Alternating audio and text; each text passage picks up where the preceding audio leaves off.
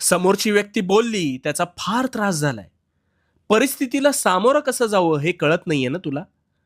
आता आज मी तुला एक असा आरसा दाखवणार आहे, की तुझी ही घालमेल आहे ना, ही घालमेल कायमची थांबेल. आता शांतपणे अगदी अखेरपर्यंत लक्षपूर्वक ऐक.